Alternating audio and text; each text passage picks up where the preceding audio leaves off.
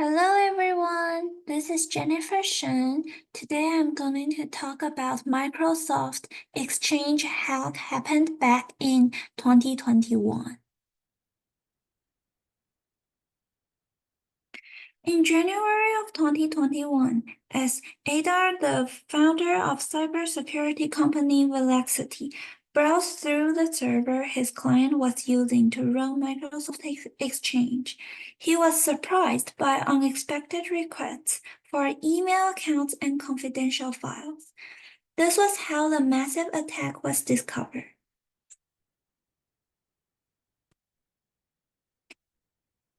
The attacker exploited four zero-day vulnerabilities to compromise the server. A fair amount of small and middle-sized companies run their Exchange server locally instead of using Microsoft 365, which runs on the cloud. As these servers were connected to the internet, intruders scanned to locate the server and sent an arbitrary HTTPS request to the server pretending they were real. With the insecure deserialized structure of the unified messaging service within Microsoft Exchange servers, the request could bypass authentication and allow hackers to enter the system.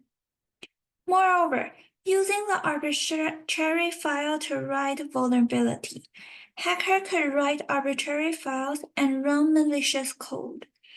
It requests emails, documents, and PDF files from the receiving servers. However, these unauthenticated requests were not checked as they were sent from the Exchange server and is trusted by the receiving servers.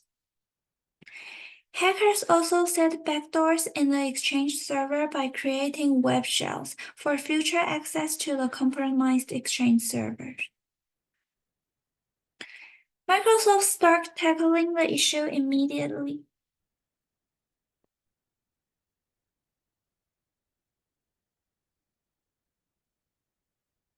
Microsoft started tackling the issue immediately, and for most of January and February, thought the breach was under control until the day they released the patch. The hack went viral and escalated quickly to thousands of cases a day.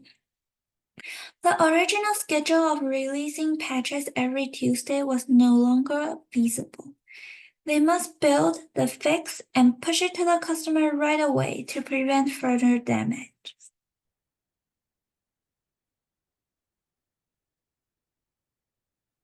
Several solutions are proposed for this issue. First, one should conduct an asset inventory to identify all compromised servers. Also, they should apply suggested patches to them.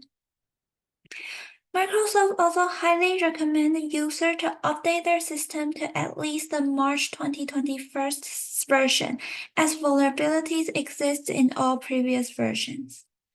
Blocking traffic to port 443, which is the port used for HTTPS traffic, would effectively isolate the server from the internet. This prevents the server from being filtrated by the hacker. However, this blocks not only the hacker, but also normal users of their service, which might not be feasible for many companies. To identify whether the server is exploited, advanced scanning could leverage known indications of the breach. One of the main challenges of patching process was that Microsoft had no access to these local servers. Instead of pushing the patch once onto the cloud, they must find and convince over 350,000 IT to do this.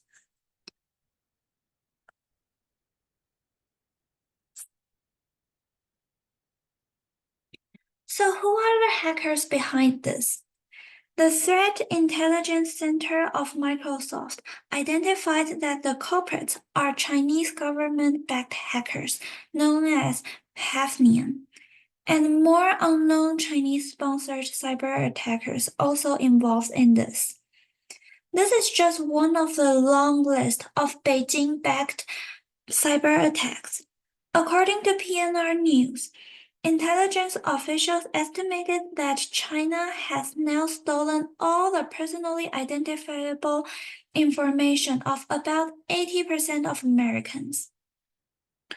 The greatest concern is not only the stolen information, but also how this information is built on itself. Back in 2017, the Chinese announced that it would make the development of world-class artificial intelligence a national priority. They seem to be gathering data as much as possible and not discriminating about where and what the data is.